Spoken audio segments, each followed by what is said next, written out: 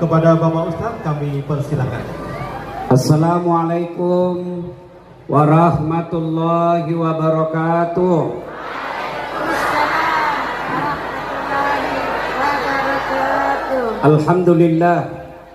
Alhamdulillahi rabbil alamin. Wa bihi nasta'inu ala umurid dunya waddin. Ashhadu an la ilaha illallah wa ashhadu anna Muhammadan abduhu wa rasuluh.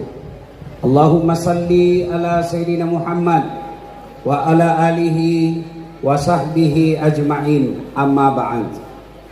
Bapak Ibu saudara-saudara sekalian teristimewa yang kita hormati, Bapak Wakil Wali Kota Kabupaten Terong. Ya itulah itu yang saya maksud. Pak Wakil Bupati ini hebat. Kenapa Pak Bupati Kerom hebat? Karena beliau bisa mewakili Bupati. Sementara Bupati tidak bisa mewakili beliau. Nah, itu hebatnya wakil ya.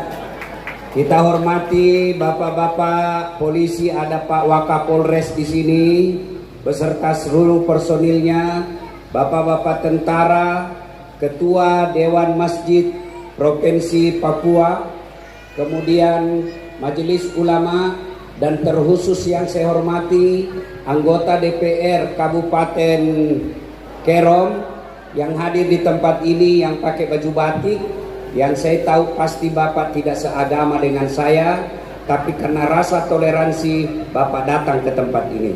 Terima kasih Bapak. Inilah enaknya di Papua ya. Saya mau panjang-panjang tapi waktu duhur sudah dekat. Suatu kali, ini kan banyak perempuan nih. Di mana-mana selalu banyak perempuan. Itulah sebabnya Islam membolehkan poligami. Kalau cuma satu kemana yang tiga, kasihan. Ya? Nah, biar. Satu kali datanglah sekelompok ibu-ibu menghadap sama Nabi.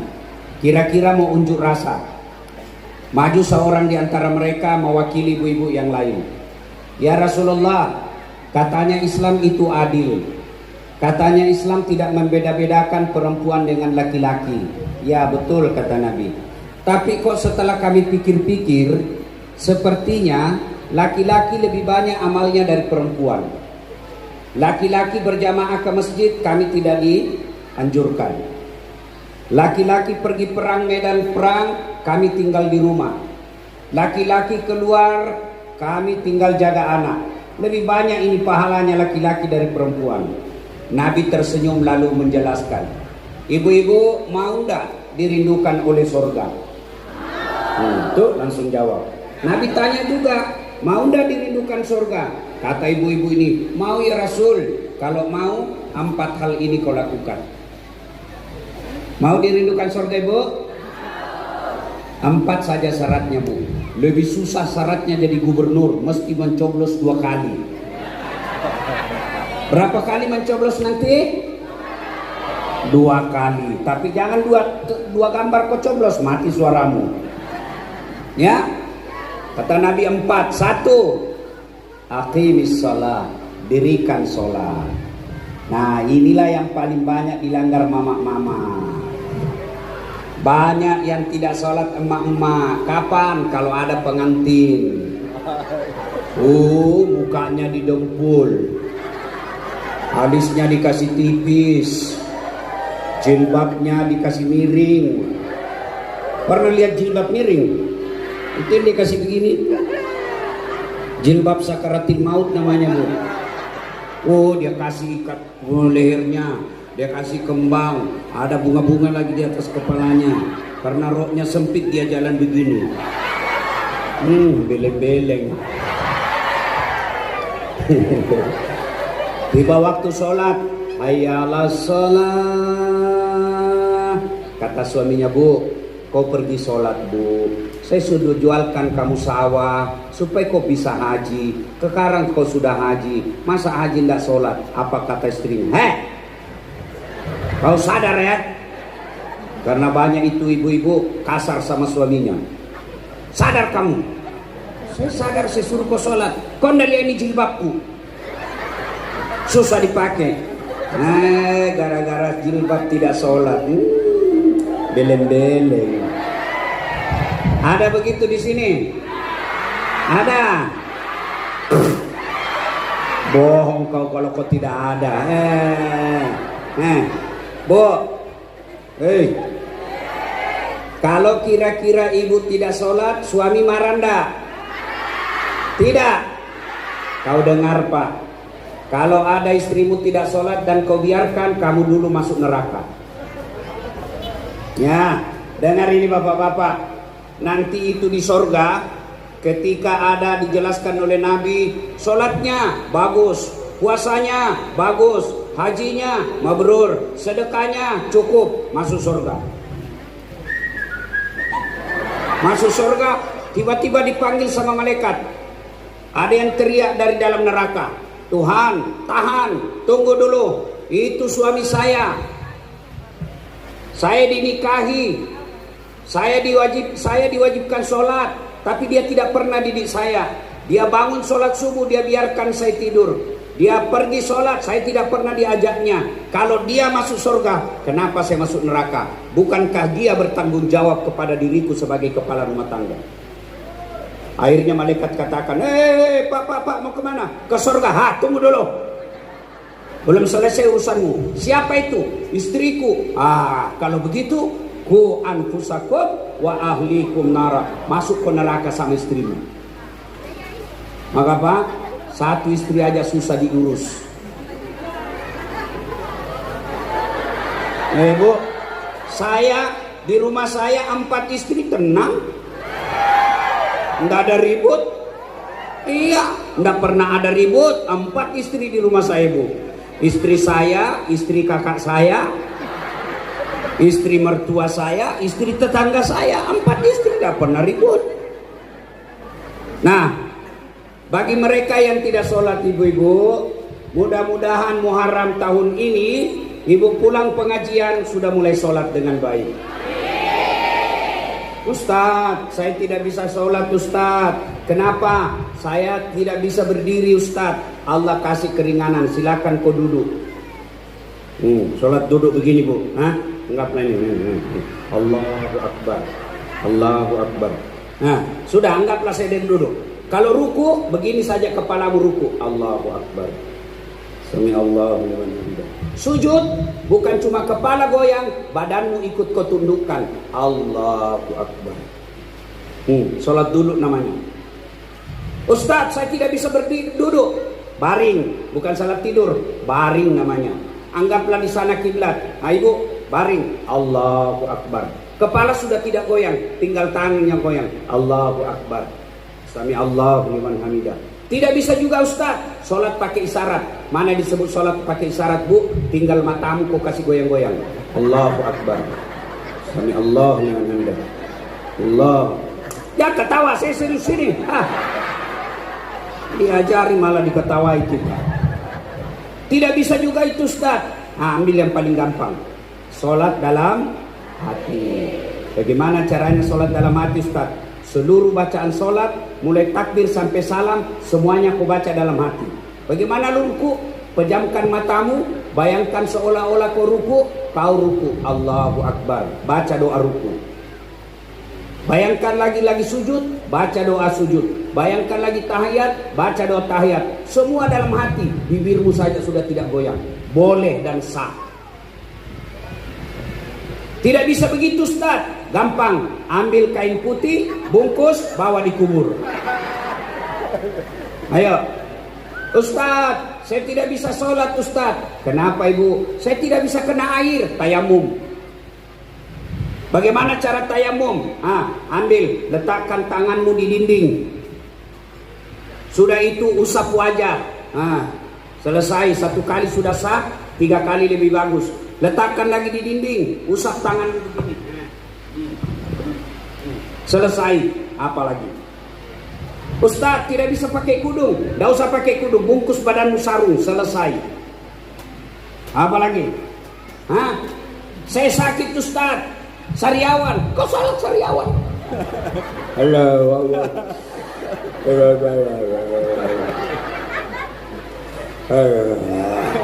Allah tahu kau lagi sariawan. Apalagi?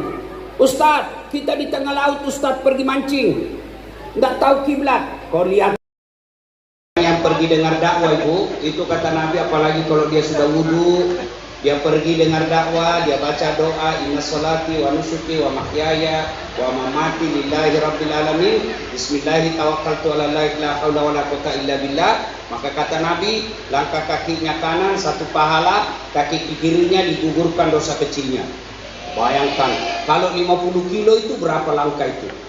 Apalagi kalau dia langkahnya begini. Naik mobil, alhamdulillah 4 rodanya dikali 4. Allah itu maha adil, tidak ada kebaikan yang Allah tidak catat. Nah, Bapak Ibu saudara-saudara sekalian, syarat pertama perempuan yang mau dirindukan surga adalah mendirikan sholat. Kapan lagi perempuan banyak tidak sholat? Kalau selesai haid. Nah, dia bilang suaminya, Bu, biasanya cuma 5 hari kalau tidak sholat, kalau haid cuma 5 hari. Ini sudah 7 hari, kenapa kamu belum sholat?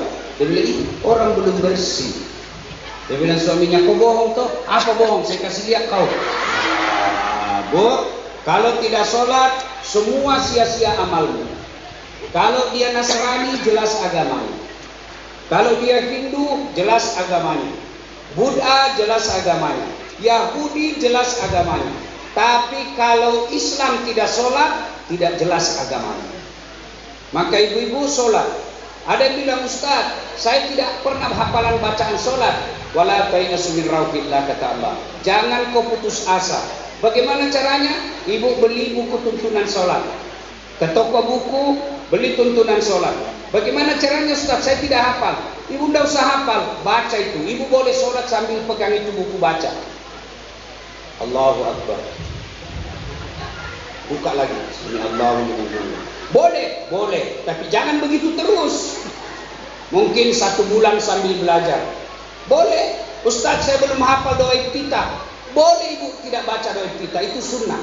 Tapi kalau mau lebih gampang ibu, sholatnya diterima, pasti diterima dan sah. Bagaimana caranya? Datang berjamaah di masjid. Ibu biar diam saja, sah sholatnya. Kenapa? Bacaannya semua diwakili imam. Ya. Nah, 2, dengar yang malas sholat, dengar hukumannya. Buka surah Al-Hajj ayat 47. Di situ Allah jelaskan 1 kali meninggalkan sholat 1 hari di neraka. Berapa yang namanya 1 hari di neraka ibu? 1000 tahun dunia. Jadi kalau misalnya tidak sholat subuh tadi, 1000 tahun dipanggang api neraka. Tidak percaya ibu? Nanti pulang buka Quran surah Al-Hajj 47. Jangan remehkan itu sholat. Kenapa? Sholat ini paling gampang dilakukan. Haji, biar ada uang 100 juta, tidak keluar kuotamu, tidak mungkin pergi haji. Sudah ada kuota, tiba-tiba sakit, tidak berangkat haji. Puasa berat, 1 bulan orang lapar. Zakat perlu modal. Sholat yang penting ada kemauan. Tidak ada alasan bagi orang Islam tidak sholat, kecuali 1, belum balik. Kalau ada ibu-ibu di sini merasa belum pernah haid, boleh tidak sholat. Kan perempuan baliknya itu tandanya haid. Selama ibu yakin tidak pernah haid, boleh tidak sholat. Yang kedua, bagaimana kalau laki-laki? Selama bapak yakin bahwa bapak tidak pernah mimpi basah, boleh tidak sholat. Bapak belum balik. Yang kedua boleh tidak sholat, yaitu mereka yang hilang ingatan, gila. Kenapa tidak sholat? Saya gila Ustaz. Boleh, yang penting ibu yakin gila. Tapi tidak mungkin kau datang di sini kalau kau gila, ya kan? Nah, 2, syarat perempuan dirindukan surga, menunaikan ibadah puasa Ramadan. Alhamdulillah saya yakin ibu semua tidak ada menunaikan ibadah Ramadan. Tapi dengar, yang tidak membayar yang kemarin ada lepas puasanya, bayarlah sebelum masuk Ramadan yang akan datang. Bagaimana kalau dia tidak bayar dan masuk lagi Ramadan? Maka tetap wajib, misalnya lepas puasanya 8, tetap wajib 8 dibayarnya, tapi didenda dengan apa? Bukan menjadi 16, tapi dendanya memberi makan fakir miskin selama 8 hari. Nah ya, dendanya itu. Ustaz, kalau tidak bisa puasa, dia sudah usur, tidak bisa. Kalau dia puasa sakit kalau Ramadan, bagaimana caranya? Bayar fidyah. Bagaimana cara bayar fidyah, Bu? Yaitu ibu keluarkan uang seanggaran senilai berapa ibu makan satu hari. Misalnya satu kali makan 15.000 kali 3 45.000 ibu keluarkan setiap hari selama bulan suci Ramadan. Kalau tidak, maka ibu sama nilainya tidak berpuasa meskipun dia sakit, tetap dosa. Yang ketiga, perempuan dirindukan surga. Ibu mulai kipas-kipas saya lihat. Panas ibu? Panas? Nah coba kita salawat supaya dingin-dingin. Salatullah ala toha rasulillah. Salatullah salamullah ala yasin tawassalna bi bismillah wa bil hadi rasulillah wa kulli mujahidin lillah bi alil bah. Sudah, kalau ibu capek kipas-kipas begini, ganti lagi bu. Kipasnya dikasih begini, baru kepalanya lagi bu yang goyang. Yang ketiga, perempuan yang dirindukan surga. Kita ulang tadi. 1, sholat. 2, puasa Ramadan. 3, mereka yang menjaga harga dirinya. Bagaimana cara menjaga harga diri? 1 diantaranya, tutup aurat. Tapi ingat bu, tutup aurat ada syarat-syaratnya. 1, tidak mempertontonkan auratnya. Itu pakaian perempuan muslimah atau laki-laki. Auratnya kalau laki-laki dari pusat sampai lutut. Boleh enggak sholat seperti itu? Boleh, sah, tapi namanya tidak beradab. Ya, bagaimana auratnya kalau perempuan? Seluruh anggota tubuh kecuali wajah dan telapak tangan, kaki. Yang kedua, syarat pakaian setelah tidak mempertontonkan aurat, yang kedua tidak mempertontonkan lekuk-lekuk tubuh. Artinya harus longgar. Jangan pakai jilbab sempit sekali. Sudah besar sedikit, sempit lagi. Seperti burasa. Tahu burasa ibu? Coba lihat itu burasa tuh. Kalau dibuka itu pembungkusnya masih kelihatan lekuk-lekuknya. Ya, maka biar dia pakai jilbab tapi melengket di badannya bajunya, itu juga dosa. Pakai jilbab tapi sempit, dosa. Termasuk laki-laki pakai celana balap sepeda tapi sempit, sampai itu dosa. Ada laki-laki olahraga boleh, main bola boleh, tapi jangan kasih lihat aurat. Mana itu Ustaz? Paha. Kalau laki-laki pergi sepak bola kelihatan pahanya, dosa. Kenapa? Kelihatan auratnya. Sama perempuan tidak pakai jilbab.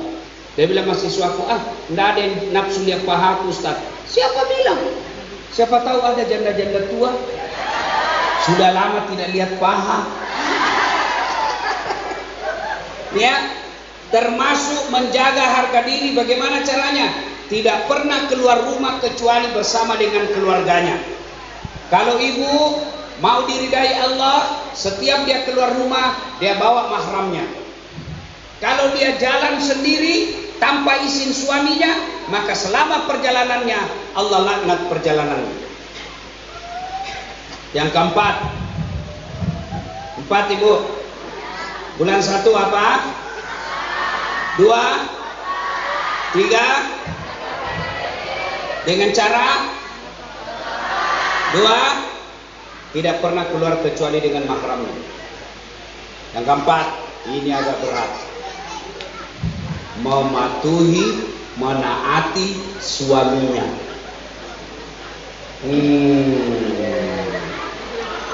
Ibu,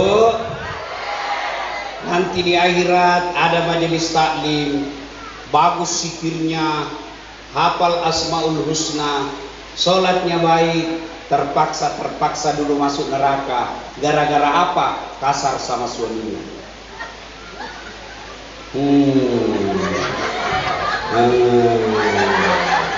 Ibu, percaya nggak sama Nabi? Percaya nggak dengan hadis? Percaya serius?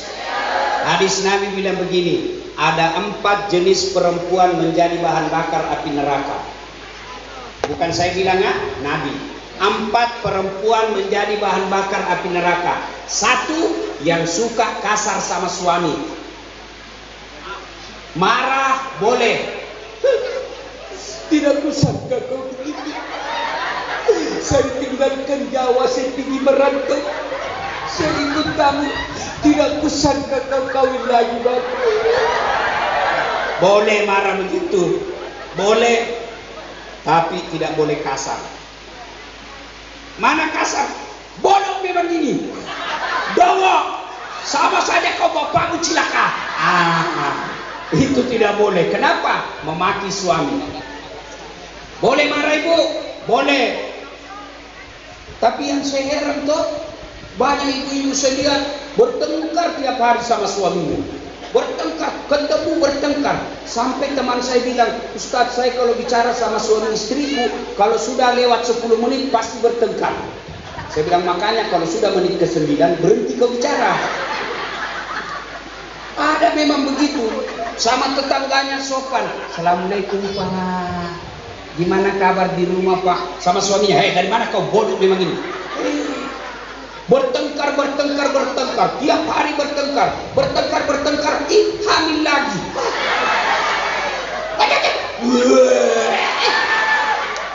Ibu ketawa karena membayangkan diri sendiri. Bu, Ustaz, jelek suamiku Ustaz. Kenapa memang kau terima? Kasar suamiku, ya itu jodohmu. Karena laki-laki itu Bu tergantung suami. Hah? Berarti ibu masih perhatikan ceramah saya. Dia tunggu memang saya salah ibu-ibu.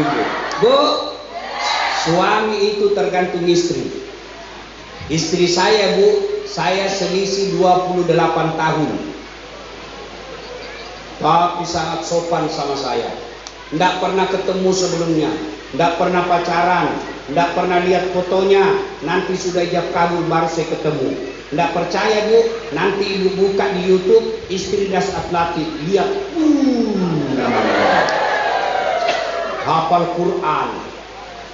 Kalau saya mau keluar rumah, biar dia lagi marah, biar saya sudah bertengkar. Bohong itu kalau ada ustaz tidak pernah bertengkar. Ustaz juga bertengkar. Tapi kalau ustaz marah istrinya, ustaznya diam.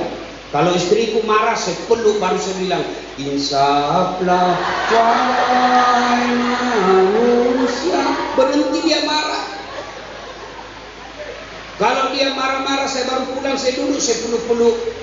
Bila kamu di sisiku. Berhenti dia marah. Kalau saya mau pergi kerja, Bu, mau pergi ceramah, ya tenteng itu ranselku, berat itu kan. Saya bilang jangan saya, berat itu. Apa dia bilang? Tidak apa-apa. Beratnya ini ransel, tidak seberat dengan bebannya Ustaz mencari nafkah untuk kamu. Kalau saya sudah naik di mobil, Bu, duduk, dia jabat tangan dulu. Sudah itu dia cium lagi jidatku. Sudah itu mata kanan lagi. Mata kiri lagi. Ini agak lama. Kenapa istriku? Sudah itu dia usap dadaku baru dia bilang, Ustaz, ridhoi saya. Padahal lagi marah itu. Ustaz, ridhoi saya. Kenapa ibu perlu begitu? Ketika suamimu pergi cari nafkah di laut, ketika suamimu pergi cari nafkah di kebun, ketika suamimu pergi cari nafkah di kota, tiba-tiba ajal menjemput, maka kau tidak sempat meminta maaf, kau tidak sempat minta ampun sama dia, maka mustahil kau bisa dapat baunya surga. Boleh bertengkar, boleh. Syaratnya kalau keluar suamimu, jangan sampai dia gaduh perasaannya. Kalau suamimu pergi cari nafkah, tenang perasaannya, enak perasaannya cari nafkah. Tapi kalau pergi suamimu kau teror kayak Belanda, di mana kau? Di mana kau? Pulang kau. Dia akan lisu kau. Ayah. Ada semua pasti di sini. Baik kalau dia putar masa, baru kalau sudah pegang remote, dia nonton itu di atas kursi duduk, nah angkat lepak nada setirnya robek-robek, angkat kakinya menguap makan kacang.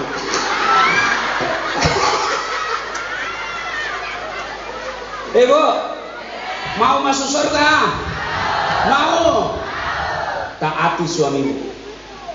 Suamiku tidak sholat Ustaz. Istri itu tergantung suami. Kalau istri tergantung suami, mestinya istrinya Fir'aun masuk neraka. Tapi buktinya istrinya Fir'aun nanti masuk surga, Fir'aun masuk neraka.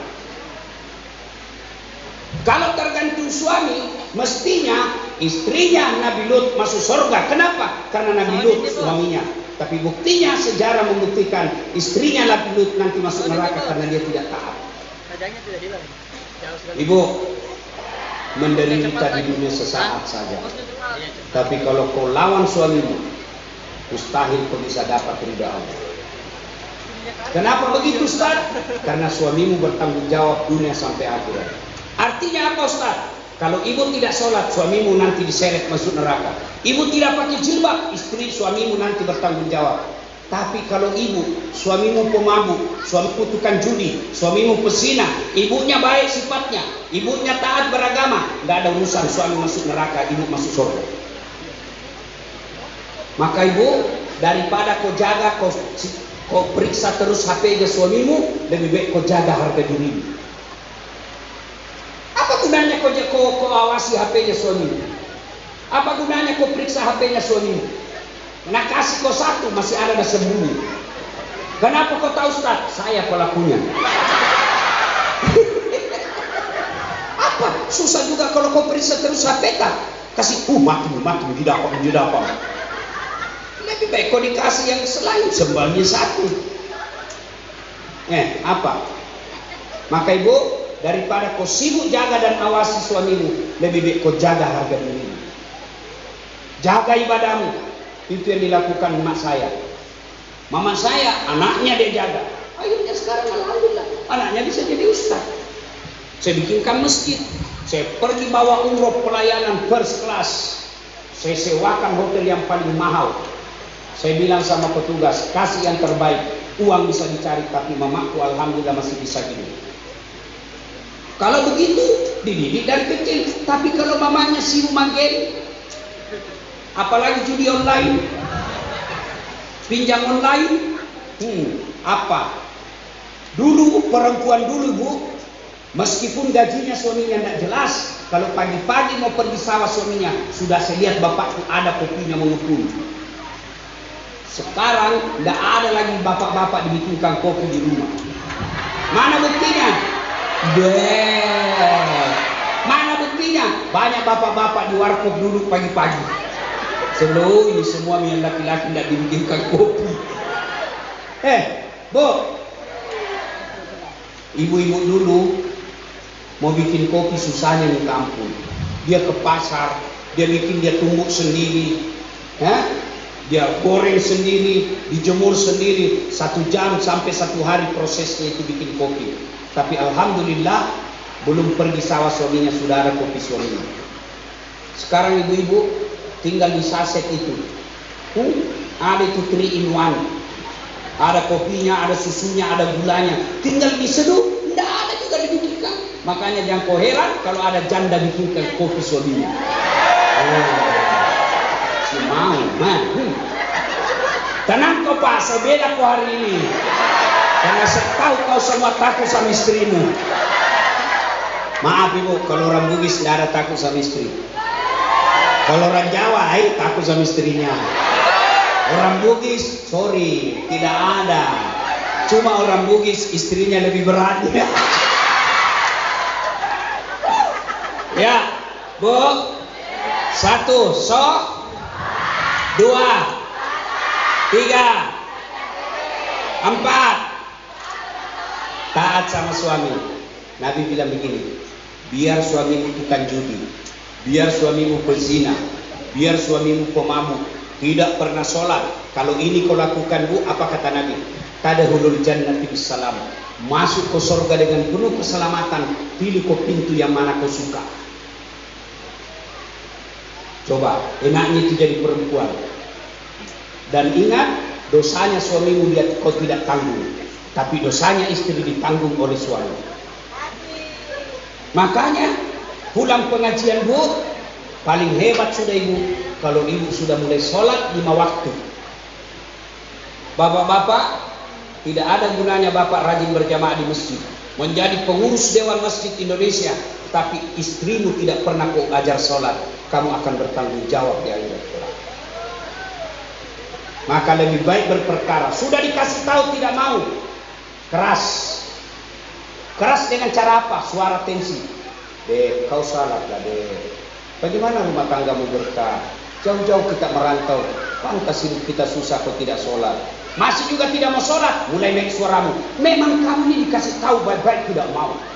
Masih juga tidak mau, bisa tempat tidur. Dia tidur di kamar sebelah, bapak tidur kamar sini. Masih tidak ada perubahan, kembalikan ke orang tuanya. Itu ajaran agama Quran dia begitu. Masih tidak mau taat, kembalikan ke orang tuanya. Masih tidak ada perubahan, datangi dia, talak 1 kamu. Begitu ajaran agama. Masih tidak ada perempuan, saya talak 2 kamu. Tidak ada perubahan, langsung talak 3. Bawa ke pengadilan agama, saya ceraikan istriku karena dia tidak mau taat dan tidak mau sholat. Kalau bapak tidak diri dan tidak melakukan tadi, bapak bertanggung jawab. Tapi bagaimana istrinya bilang istrinya, bagaimana mau sholat saya Ustaz? Nah suami itu juga tidak sholat. Sama bapak-bapak yang perokok, dia larang anaknya merokok. Awas kau kalau kau merokok, saya tampelin kamu. Awas ya, 10 menit, nak kopi beli rokok. Ini aslinya beleng-beleng. Larang anakmu merokok, baru kau merokok di depannya, cari mati. Ada perokok di sini? Ibu-ibu mau tidak suaminya berhenti merokok? Dengar Pak, saya doakan bapak yang merokok berhenti merokok. Bapak mau bantu Palestina, mulailah dengan tidak merokok. Apa hubungannya Ustaz? Karena semua itu produk perokok orang Yahudi dulu. Berarti bapak kalau mengisap, sama bapak belikan peluru orang Yahudi tembaki orang Palestina. Terserah bapak mau marah atau tidak. Kalau mau marah terserah, yang penting saya mau pulang nanti. Saya sudah kasih tahu, demi Allah nanti akan ditanya pertanggungjawabannya di akhirat. Saya sudah bilang, lepas tanggung jawab saya. Lumayan kalau bapak ibu pulang dari ceramah ini, ibu-ibu sudah menanyakan sholat dengan baik. Bapak-bapak yang merokok berhenti merokok, yang masih merokok kita doakan berhenti merokok. Nah, saya masih mau panjang-panjang tapi waktu terbatas. Begini saja, kita bikin perjanjian. Kalau nanti teman saya menang, suruh aspal jalan, saya yang sampaikan. Dan kita datang lagi di tempat ini tabligh akbar syukuran. Mudah-mudahan ada manfaat. Boleh berbeda pilihan tapi jangan saling menyalahkan. Ibu-ibu tidak senang pilihan silakan, tapi jangan menjelek-jelekkan orang. Jangan menyebarkan hoax. Ya, ingat firman Allah. Sebelum saya akhiri, ada firman Allah bunyi begini. Wa'tasimu bihablillahi jami'an wa la tafarraqu. Berpegang teguhlah engkau kepada tali persaudaraan agama Allah dan jangan kau bercerai-berai. Alhamdulillah dikasih kesempatan 2 kali untuk mengulang di sini. Kemarin yang masih salah-salah milih, Allah ampuni. Sekarang wa'tasimu bihablillahi jami'an wa la tafarraqu. Berpegang teguhlah engkau kepada tali persaudaraan agama Allah dan janganlah engkau bercerai-berai. Ingat, boleh berbeda pilihan tapi jangan bercerai-berai. Jangan saling memaki. Para tim sukses, silakan jagokan jagoanmu, tapi hargai lawanmu. Siapapun menang, kita sama-sama masyarakat Papua. Siapapun menang, kita tetap warga masyarakat Kerong. Maka jangan bertengkar, jangan bermusuhan. Ya Bu ya? Ya Bu ya? Ya Bu ya? Ya Bu ya? Terima kasih. Lebih dan kurangnya mohon dimaafkan. Usikum wa nafsi billahi pun khairat. Assalamualaikum warahmatullahi wabarakatuh. Izin untuk door prize-nya Pak Ustaz. Door prize Pak Ustaz untuk memberikan pertanyaan. Ya, pertanyaan pertama.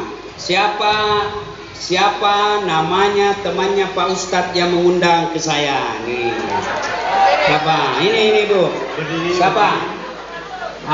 Dapat hadiah baju hitam.